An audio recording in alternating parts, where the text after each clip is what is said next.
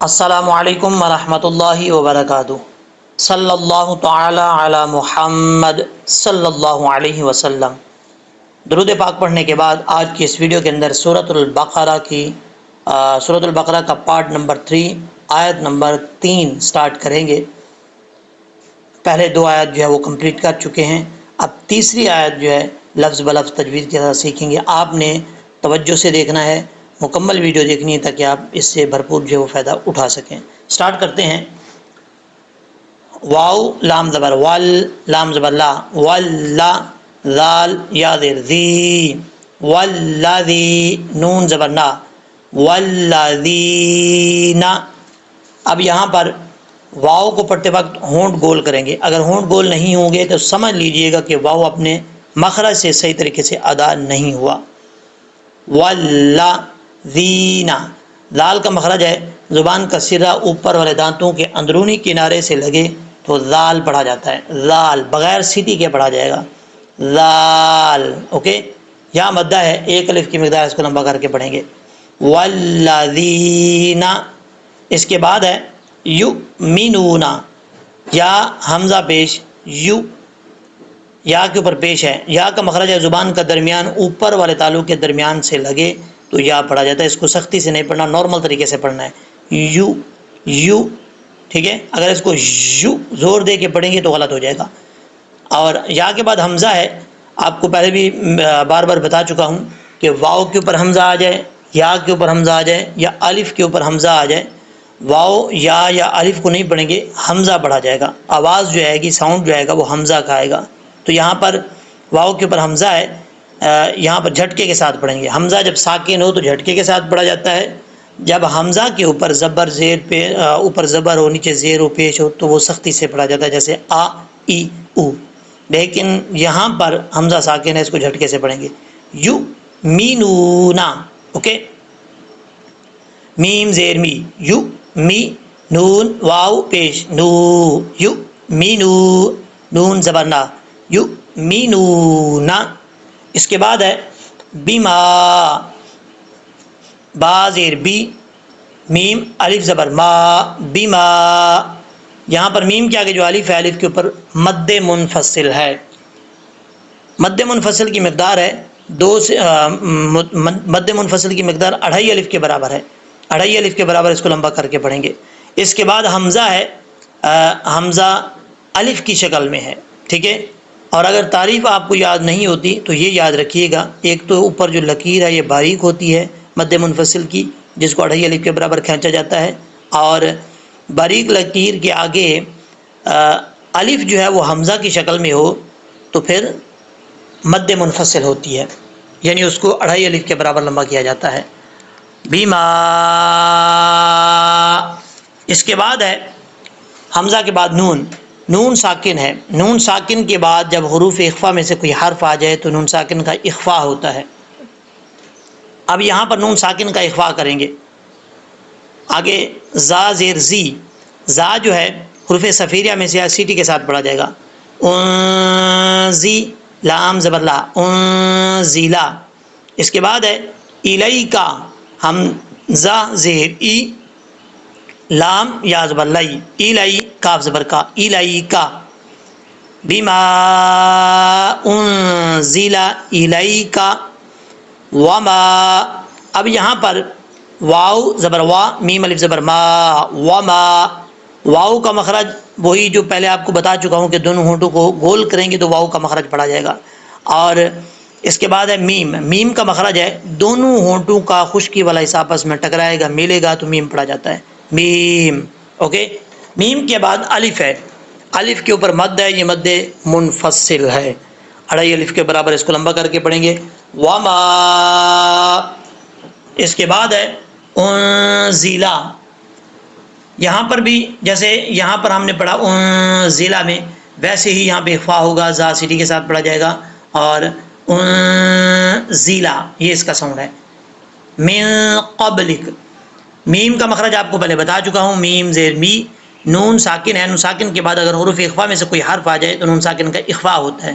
یہاں پر قاف حروف اخفا میں سے ہے تو یہاں نون ساکن کا اخفا ہوگا، ایک الف کی مقدار غنہ کر کے پڑھیں گے. ایک الف جو ہوتا ہے وہ 2 حرکات کے برابر ہوتا ہے، یہ یاد رکھیے گا.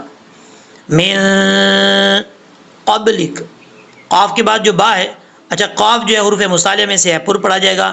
اس کا مخرج ہے زبان کی جڑ اوپر والے تالو کے نرم حصے سے لگے تو قاف پڑھا جاتا ہے. اب سمجھنے والی بات یہ ہے کہ نرم حصہ کون سا ہے؟ جو زبان کے اوپر بالکل تالو ہے وہ تالو کا سخت حصہ ہے. اس سے تھوڑا سا آگے پیٹ کی طرف آئیں گے، یعنی جہاں پہ تالو کا سخت حصہ ختم ہوتا ہے وہیں سے آگے جو ہے تالو کا نرم حصہ جو ہے وہ سٹارٹ ہوتا ہے، جہاں وہاں پہ ایک گوشت کا لوتھڑا لٹکا ہوا ہے جس کو عام طور پہ کوا بولتے ہیں، اس کے وہ بعد میں آتا ہے کوا، اس سے پہلے جو ہے وہ تالو کا نرم حصہ آتا ہے، یہ یاد رکھیے گا. وہاں پہ زبان کی جڑ لگے گی تو قاف پڑھا جائے گا. قاف، ٹھیک ہے. قاف کے بعد با ہے، با کا مخرج زبان کا ہونٹوں، دونوں ہونٹوں کا تری والا حصہ آپس میں ٹکرائے گا، ملے گا تو با پڑھا جاتا ہے، یہ اس کا مخرج ہے. اور با جو ہے حروف قلقلہ میں سے ہے. حروف قلقلہ جب ساکن ہوں تو میں قلقلہ ہوتا ہے. یہاں پہ اگر آپ پڑھتے ہیں قبلک تو غلط ہے، ٹھیک ہے. یہ غلط ہے، آواز بند نہیں ہونی چاہیے، یہاں قلقلہ ہے.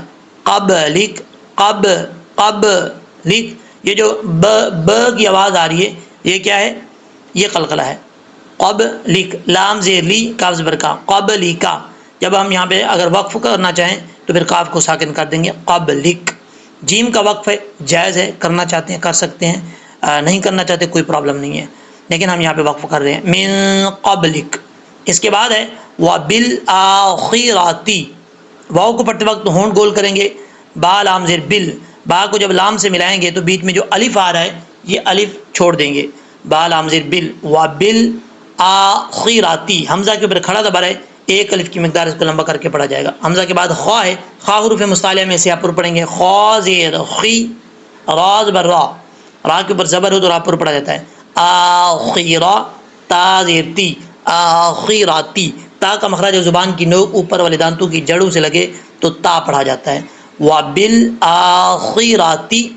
اور بعض اوقات لوگ پڑھتے ہیں آخرات، ایسا نہیں پڑھنا، خا کو لمبا کبھی بھی نہیں کرنا، آخے نہیں پڑھنا، آخراتی، ٹھیک ہے. ہم یوقنون، ہا جو ہے بھاری ساؤنڈ کے ساتھ پڑھا جائے گا، ہم. اگر آپ اس کو ہم پڑھیں گے تو غلط ہو جائے گا، اس میں یہ ساؤنڈ نہیں آنا چاہیے. یہ جو ہا ہے جس حلق سے ادا ہوتی ہے اس حلق کا تعلق سینے کی طرف ہے، تو سینے کی طرف جب یہ ادا ہوگی تو یہ بھاری ساؤنڈ کے ساتھ پڑھا جائے گا. ہا میم پیش ہم. وبالآخرۃ ہم یوقنون. یا کا مخرج آپ کو پہلے بتا چکا ہوں، یا واو پیش یو، یا مدہ ہے، ایک الف کی مقدار اس کو لمبا کر کے پڑھا جائے گا. قاف زیر قی، قاف حروف مصالحہ میں سے پر پڑھا جائے گا، مخرج آپ کو اس کا پہلے بتا چکا ہوں. قاف کے بعد نون ہے، نون. نون کا مخرج کوئی مشکل نہیں ہے، آسانی سے ہر بندہ ادا کر سکتا ہے. نون کے بعد واو ہے، واو کو پڑھتے وقت ہونٹ گول کریں گے، ایک الف کی مقدار اس کو لمبا کر کے پڑھا جائے گا. یوقینو، نون زبر نا، یوقینون. جب وقف کریں گے تو نون ساکن ہو جائے گا. مد عارض وقفی اس صورت میں ہوگی کیونکہ جب ہم عارضی طور پہ وقف کریں گے تو عارضی طور پہ وقف کریں گے تو نون ساکن کو عارضی طور پہ ساکن کیا جائے گا. تو عارضی طور پہ نون ساکن کرنے کی وجہ سے مد عارض وقفی ہوگی جس کی مقدار 2 سے 2.5 الف کے برابر ہے. اگر آپ کرنا چاہتے ہیں تو کر سکتے ہیں، نہیں کرنا چاہتے کوئی پرابلم نہیں ہے، ٹھیک ہے. ایک الف کی مقدار بھی پڑھ کے آپ کر سکتے ہیں، ایک الف کی مقدار لمبا کر کے وقف کرنا چاہیں تب بھی کوئی پرابلم نہیں ہے، ٹھیک ہے. اب ہم اس کو پڑھتے ہیں، بلکہ اس کو پڑھ لیتے ہیں یوقنون. اب ہم اس کو لہجے میں پڑھتے ہیں، آپ نے ساتھ ساتھ پڑھنا ہے. اعوذ باللہ من الشیطان الرجیم، بسم اللہ الرحمن الرحیم. والذین یؤمنون بما انزل الیک وما